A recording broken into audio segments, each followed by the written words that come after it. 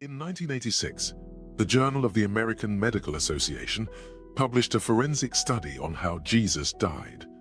Not a theology paper, not a church commentary, not a devotional reflection on the meaning of sacrifice.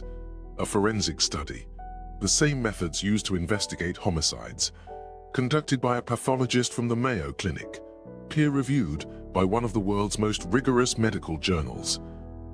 The paper begins with a sentence that should have made every seminary in the world stop and ask questions. Modern medicine has made little effort to determine the actual cause of death of the man from Nazareth. When I first read that sentence, I had to put the paper down. Not because it was shocking, because it was embarrassing. 2,000 years, billions of worshippers, countless crucifixes on countless walls, 40,000 Christian denominations, and the most famous death in human history had never been examined with basic forensic tools until 1986, in a medical journal, not in a church. I want to tell you where I was when I found the paper. It was a Tuesday night. I was sitting at my desk with what I thought was a straightforward research question. I was trying to understand the Shroud of Turin controversy for a lesson I was building. The anatomy of it, why it had persisted as a debate, what the forensic arguments actually were on both sides. 2 hours into reading, the shroud material led me to crucifixion mechanics, which led me to a footnote, which led me to the JAMA paper. William D. Edwards, Wesley J. Gable, Floyd E. Hosmer, On the Physical Death of Jesus Christ. Journal of the American Medical Association, Volume 255, March 21, 1986, pages 1455 through 1463. I had a medical dictionary on my desk because some of the terminology was outside my field. I read the paper cover to cover, and then I read it again, because what it concluded about the mechanism of death, the actual physical process that killed Jesus, is not taught in any catechism I have ever seen. It is not in any sermon I sat through in 12 years at St. Michael's. It is not in the visual theology of Christianity. It is not in the crucifixes on the walls. And once you understand it, you cannot look at a crucifix the same way again. Here is what the paper found. Jesus did not die primarily from blood loss. He died from asphyxiation. The same mechanism as drowning, but without water. His lungs filled with fluid he could not expel. In the final hour on the cross, every single breath required him to push his entire body weight upward using shattered wrists and a nail-pierced heel. When his muscles gave out, when he could no longer push up, breathing stopped. The nails were not the cause of death. The inability to exhale was. My name is Nathan. 12 years teaching history at a Catholic school in Evansville, Indiana. Resigned in my early 40s. This channel is what I do now. What I want to work through today is not the theological meaning of the crucifixion. Scholars and theologians have had 2,000 years to argue the meaning. What they never got around to examining was the mechanics. And the mechanics contain 5 specific revelations that contradict the visual image you have been given your entire life. Not theological claims, not interpretations, not one scholar's opinion against another. Physical, anatomical, archaeological, forensic facts. 5 of them. And by the end of this, you will see the crucifix differently. Not because I told you to, because you will know things about 6 hours in the year 33 that no one ever put together and handed to you. The first revelation is the mechanism of death. Let me explain the physiology, because it matters.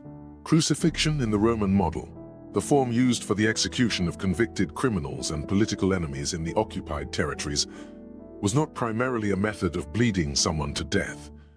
Rome knew how to kill quickly when it wanted to. This was not that. This was a method of maximally prolonged public dying.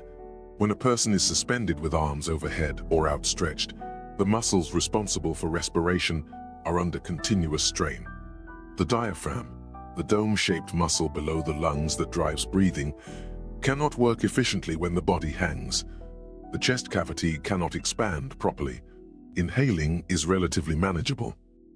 Exhaling becomes a labor. To exhale, the condemned must push upward from the feet, using whatever footing the cross provides, to relieve the tension on the chest and allow the diaphragm to compress. On a Roman cross, That means pushing with the ankles against the nail through them, or pushing up on the wrists, bent backward across the nail.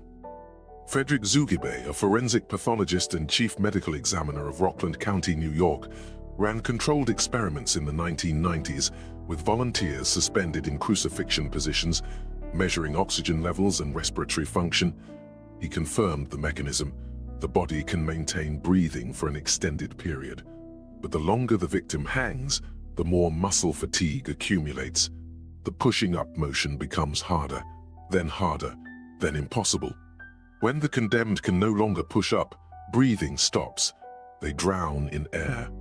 Edwards and his co-authors at Mayo Clinic identified the final cause as a combination of hypovolemic shock from the scourging and exhaustion asphyxia from the cross. The cross was not the blood wound. The cross was the breathing trap, and the scourging made it close faster. Now I need to give you the second revelation. And this one I genuinely struggled with, because the implications are enormous. Every crucifix you have ever seen shows the nails through the palms, the Sacred Heart image, the Michelangelo Pieta, every painting from the Byzantine tradition through the Renaissance, every devotional image of the stigmata, every crucifix above every altar in every Catholic church you have walked into. The nails are in the palms. They were not in the palms. Anatomically, they could not have been. The bones of the hand, the metacarpal bones, cannot support the weight of a human body. When tested under load, they shear. They fracture and tear through the skin. A nail through the palm could not hold a grown man hanging against gravity. Roman executioners knew this. They were professionals. They had done this hundreds of times. The nail went through the wrist, specifically through the space between the radius and ulna at the base of the wrist, what some anatomists call the space of Destot, where there is a natural gap in the bone structure large enough to accept a nail and strong enough to hold body weight without tearing through. Now here is where the gospel evidence gets complicated.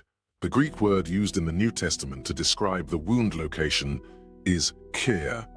Chir in Greek means hand, but in ancient Greek usage, chir could also refer to the entire forearm, from fingertip to elbow.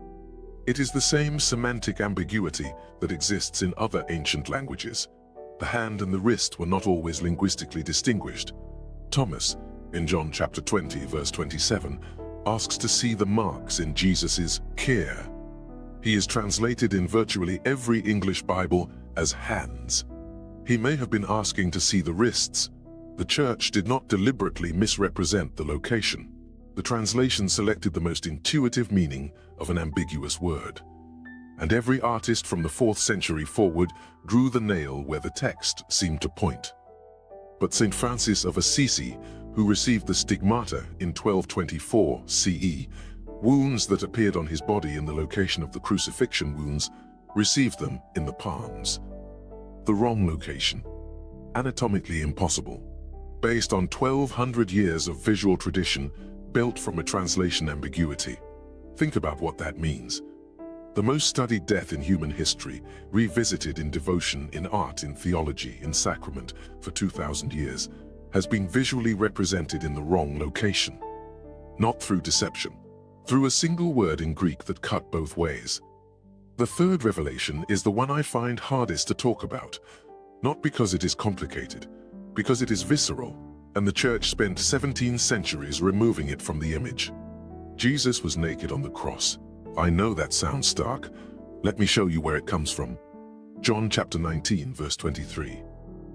When the soldiers crucified Jesus, they took his clothes, dividing them into 4 shares, one for each of them, with the undergarment remaining.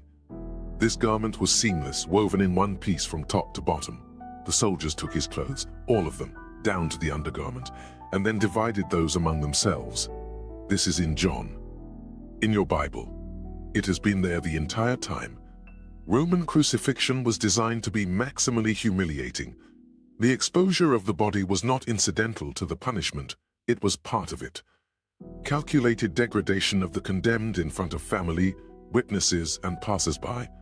The white cloth wrapped around Jesus's waist in every devotional image, in every crucifix, in every painting, in every film, does not appear anywhere in the 4 Gospels. It was added to Christian iconography in the medieval period. The oldest surviving crucifixion images, from the 5th and 6th centuries, show a long tunic. The loincloth appears in art around the 9th and 10th centuries. By the 13th century it was standard. The Church did not remove the cloth from the theological image of the crucifixion because the cloth is not scandalous. What is scandalous is that the cloth was never there. The Gospels record its removal, and for 900 years of Christian art, someone put it back. Here is what I want you to do for a moment. You have looked at a crucifix your entire life. Maybe it was on the wall above your childhood bed. Maybe it was in your grandmother's hallway. Maybe it is in a church you still walk into on holidays. Out of something that is not quite faith and not quite habit, but somewhere in between. You have looked at it and seen a man dying in agony, wrapped in white, hands nailed through the palms. The agony is real. The rest of it has been edited. The cloth is medieval cloth. The palms are a translation ambiguity, and the mechanism of death is something no sermon ever described. You were not wrong to believe what you were shown. You were shown a version, not malicious, not a conspiracy, a version. Built over 17 centuries by people who were, in some cases, genuinely trying to make the image bearable. Because the unedited image is not bearable, and the Church needed people to look at it every day. Now I need to tell you about the fourth revelation. Pilate was surprised that Jesus was already dead. This is in Mark, chapter 15, verse 44. Pilate was surprised to hear that he was already dead. Summoning the centurion, he asked him if Jesus had already died. Surprised. That is the word in the Gospel of Mark. Pilate verified the death through his centurion because Jesus dying in 6 hours was not what he expected. This requires context. Crucifixion was specifically designed to produce prolonged death. The goal of the Roman apparatus was not rapid execution. It was maximum public suffering, maximum duration, maximum deterrence. Roman historical records, Josephus, Tacitus, indicate that crucified men typically survived 2 to 4 days. Some survived longer. Josephus records an instance of a man who survived crucifixion and was taken down still alive by order of Titus. 6 hours was fast, unusually fast. The most likely explanation is the scourging. Roman scourging, the flagellum, a whip with multiple leather straps tipped with metal or bone, was a severe procedure in itself. The Gospel accounts describe a brutal scourging prior to the crucifixion. Multiple Gospel texts record that Simon of Cyrene was conscripted to carry the cross to Golgotha, suggesting Jesus could not carry it himself, which suggests the scourging had already compromised his physical capacity significantly. The Edwards paper concludes that the scourging produced sufficient blood loss and shock that the cross killed him in hours rather than days. Pilate was not wrong to be surprised. 6 hours was not the norm. The severity of the preparation made the cross work faster, and Pilate, who had ordered thousands of executions, noticed. Let me now bring in J.J. Benítez, because for everything the forensic and medical literature can tell us about the mechanism, Benítez's reconstruction in Caballo de Troya does something the JAMA paper could not. It puts you there. Benítez spent 40 years in the primary sources: canonical, non-canonical, archaeological, historical. His reconstruction of the execution at Golgotha is the most forensically grounded popular description I have encountered. And what he describes is not the scene from the Passion paintings. Golgotha was not a quiet hill, not a dramatic isolated promontory with 3 crosses and a gathering of reverent witnesses. It was a government execution site, operating at capacity, a facility used continuously, multiple bodies in varying states of death, some recent, some not. The smell that this produces is not something devotional art has ever included in its rendering. The crowd was not a gathered congregation. It was what gathers around any public execution. Some came to watch, most were passing by, many did not stop at all. The Gospels record that passers-by mocked Jesus as they passed. Matthew 27, verse 39. They were not stopping to witness a sacred event. They were walking past a criminal execution and commenting on it. Benítez also preserves a detail that appears directly in John chapter 19, but is almost never referenced in homilies. The soldiers offered Jesus posca. Posca was a standard Roman military ration, acetum, sour wine vinegar mixed with water. Every soldier carried it. It was not cruelty. It was the military canteen. When Jesus said, "I thirst," one of the 7 last words, John 19 verse 28, a soldier reached up with a sponge soaked in Posca. Not because he wanted to mock, because that is what soldiers had. Standard field protocol. The image of the sponge offered in cruelty, a common devotional interpretation, dissolves on contact with the actual military logistics. Now, I want to give you the 5th revelation. This one is about the 7 last words of Jesus from the cross. You may know them from a Good Friday service. Some churches meditate on all 7. Some use them for the Stations of the Cross. They are sometimes set to music. Haydn wrote a famous composition around them. The 7 last words do not exist in any single gospel. They are a medieval compilation. Let me show you what I mean. Father, forgive them, for they do not know what they are doing. That is Luke chapter 23, verse 34. It appears only in Luke. It does not appear in Matthew. It does not appear in Mark. It does not appear in John. Truly I tell you, today you will be with me in paradise.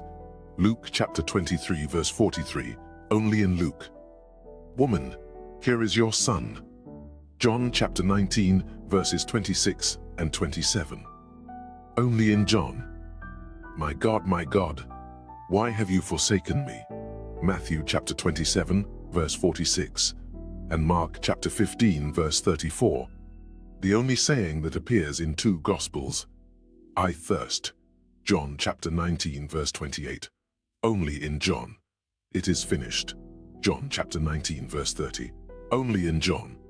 Father, into your hands I commend my spirit. Luke chapter 23, verse 46. Only in Luke. 4 separate documents, written by 4 separate authors, each recording different things, none of them claiming to give a complete transcript. The Good Friday tradition of meditating on the 7 last words as a unified set is a medieval liturgical construction. The earliest known compilation is attributed to Alfonso Diez Merino in the 13th century. No early church father treated them as a unified set. They were not compiled in the 1st century. They were not compiled in the 2nd century. A unified devotional practice built from fragments of 4 separate texts, treated for 700 years as if they were a transcript. I want to be careful here, because I am not saying the sayings are fabricated. I am saying the concept of the 7 last words is a medieval invention. The sayings themselves may well be historical, but the ritual built around them, the coherent dying speech, the 7-part theological statement, is something a medieval liturgist assembled from 4 different accounts. Not dishonestly, this was how theological synthesis worked, but it should be named for what it is. Now I want to come back to the specific moment that Benítez identifies as the most theologically charged of the 6 hours, and the most suppressed. My God, why have you forsaken me? This is the only saying recorded in 2 Gospels, Matthew and Mark. Luke does not include it. John does not include it. Every commentator from Augustine onward has wrestled with it. The standard interpretation: Jesus is expressing the depth of human suffering. The alternative interpretation: Jesus is reciting the opening of Psalm 22. Psalm 22 begins, my God, why have you forsaken me?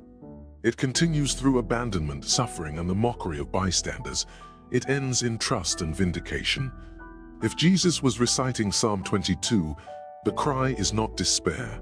It is the deliberate invocation of a known text, a liturgical act, not a breakdown.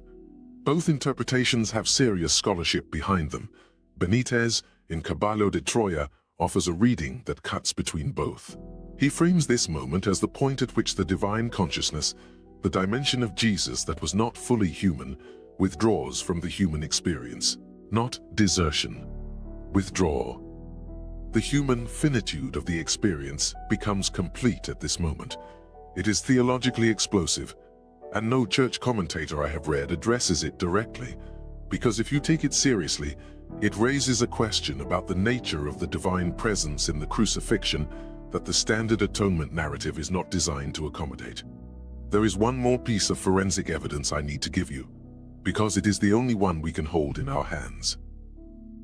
In 1968, during construction work at Givat HaMivtar in northeast Jerusalem, an ossuary was discovered. An ossuary is a stone bone box used in Second Temple period Jewish burial. After a body decomposed, the bones were collected and placed in an ossuary with the name of the deceased inscribed. The ossuary found at Givat HaMivtar contained the bones of a man, inscribed on the side, Yehohanan. Archaeological dating, 1st century CE. Embedded in his right heel bone, the calcaneus, was a 17 to 18 centimeter iron nail. The nail was still there. And here is why it was still there. The nail had struck an olive wood knot as it was driven through. It bent, became hooked, impossible to remove without damage. Roman executioners faced a choice. They needed the nail back. Iron was expensive. Roman supply chains were not sentimental. So they amputated the foot with an axe. And they buried Yehohanan with the nail still in his heel, the wood fragment still around the nail, the amputated foot attached to both. The bone box at Givat HaMivtar contains the only confirmed physical archaeological evidence of Roman crucifixion ever found. Before 1968, scholars could describe crucifixion in exhaustive literary detail from a dozen ancient sources. They had zero physical evidence that it had ever occurred, not because it hadn't. Josephus estimates that during the siege of Jerusalem in 70 CE, Roman soldiers crucified 500 people a day outside the city walls. The practice was ubiquitous, but iron nails were expensive and were almost always recovered. Bodies were not buried with care. The physical evidence simply did not survive. Yehohanan's nail bent against a knot of olive wood, and someone buried him whole. And 2,000 years later, a construction crew in Jerusalem found the box. There is a second detail about Yehohanan that complicates the standard image. His forearm bones show no nail marks, no trauma at the wrist or forearm. His arms were likely tied to the crossbeam with rope, not nailed. This was not unusual. Archaeological and literary evidence suggests that Roman crucifixion practice varied. Nailing was more painful and more permanent. Tying was faster and cheaper. Both were used. The iconic image, both wrists nailed, is the version that became standard in Christian iconography. The archaeological evidence suggests the practice was less uniform. There is a piece of the crucifixion account that never appears in homilies, the titulus, the sign nailed above Jesus' head. John chapter 19, verses 19 through 22. Pilate had a notice prepared and fastened to the cross. It read, "Jesus of Nazareth, the King of the Jews," in 3 languages, Hebrew, Latin, Greek. The chief priests of the Jews protested to Pilate, "Do not write the King of the Jews, but that this man claimed to be King of the Jews." Pilate answered, "What I have written, I have written." This is one of the most extraordinary exchanges in the Passion narrative, and it is almost never examined for what it is. Pilate was not making a theological statement. He was not confused about who Jesus was. He was delivering a political insult, not to Jesus, to the Sanhedrin, who... The titulus was a standard Roman practice, identifying the condemned and the charge. But Pilate had it written in 3 languages, which was not standard, and he had it written in a form that would infuriate the religious establishment. The King of the Jews. Not a man who claimed to be king, not a political agitator. The King. Present tense, declarative, plural languages. The chief priests came to argue, and Pilate shut them down with 4 words. "What I have written, I have written." This was Pontius Pilate, a Roman governor who had already washed his hands of the execution, who had found no fault in Jesus, who had been pressured into the death sentence, using the condemned man's sign to announce to the Jewish religious establishment that this is what happens to their kings. A calculated humiliation of both the man dying and the institution that demanded his death. The titulus was not a label, it was a message, and the chief priests understood it completely. There is something I need to tell you about the darkness. All 3 synoptic gospels record it. Matthew 27, verse 45, Mark 15, verse 33, Luke 23, verses 44 and 45. From the 6th hour until the 9th hour, darkness came over all the land. 3 hours of darkness, from noon until 3 in the afternoon. The standard explanation offered to Sunday school children, a miracle. The darkness as supernatural sign. The standard explanation that gets quietly dropped when pressed, a solar eclipse. A solar eclipse during Passover is astronomically impossible. Passover is set by the Jewish lunar calendar. It occurs at the full moon. A solar eclipse requires the moon to be directly between the earth and the sun, which only occurs at the new moon. New moon and full moon are opposite ends of the lunar cycle. A solar eclipse cannot occur during Passover. Astronomically, mathematically, impossible. So what was it? What was? 3 possibilities that scholars have offered. A severe khamsin, the hot dust-laden wind that blows from the Arabian and Sinai deserts, can reduce visibility dramatically and turn midday sky dark red or brown. Jerusalem is in the path of these storms. They are common in spring, which is when Passover falls. A second possibility, the Gospels are drawing on the prophecy of Amos. Amos chapter 8 verse 9, "I will make the sun go down at noon and darken the earth in broad daylight." The darkness in the Passion narrative may be theological, a deliberate echo of prophetic text rather than meteorological. The third possibility, for which there is a fragment of external evidence. Phlegon of Athens, a 2nd century writer, mentions an extraordinary darkness in his Olympiads. The date and location are disputed. Some scholars connect it to the crucifixion, others regard it as coincidence. I'm not going to tell you which one is true. I don't know. What I will tell you is that the eclipse explanation has been offered and withdrawn in Christian education so many times that it has become a recurring embarrassment. The astronomy doesn't work. Someone who knows the lunar calendar could have noticed this at any point in the last 2,000 years. The Church did not hide this because it is threatening. It is simply a detail that the standard explanations cannot absorb. You are going to see a crucifix today. Maybe in your house, maybe in a church, maybe in a museum, a painting, a film, and you are going to know some things you didn't know this morning. You are going to know that the cloth around the waist is medieval, that it does not appear in John, where the removal of the garments is recorded plainly. You're going to know that the nails in the palms reflect a translation ambiguity from a single Greek word that could mean hand or wrist, that anatomically the palms cannot hold the weight, that the wound location recorded in every crucifix on every wall in every church is almost certainly not the actual wound location. You are going to know that what killed Jesus was not the bleeding from the nails, it was the inability to exhale. A pathologist at the Mayo Clinic published this in a peer-reviewed medical journal. It is not a theological claim, it is physiology. You are going to know that Pilate himself was surprised the death came in 6 hours, that 2 to 4 days was typical, that the severity of the scourging compressed the timeline. And you are going to know that the 7 last words, the unified set that has been meditated upon in Good Friday services for 7 centuries, do not appear in any single gospel. They are distributed across 4 separate texts, and a 13th century liturgist compiled them. None of this unmakes the event. The man died. The historical evidence for the execution of Jesus of Nazareth under Pontius Pilate is among the best attested facts of 1st century Judea. Tacitus, writing around 116 CE in the Annals, mentions the execution as a known event. What the evidence corrects is not the fact of the death. It is the image of the death. The image you were given, sealed, finished, wrapped in white, palms nailed, 7 unified last words, was assembled over many centuries by people who were doing their best with what they had. Some details were lost to translation, some were added for devotional purpose, some were sanitized because the actual reality of a Roman public execution is not something you can hang above an altar and ask people to venerate.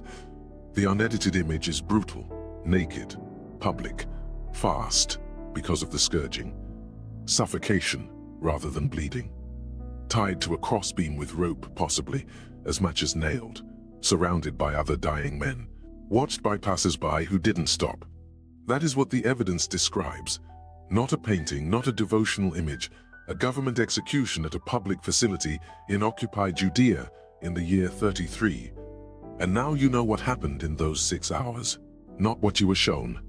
What the evidence says, you decide what to do with this.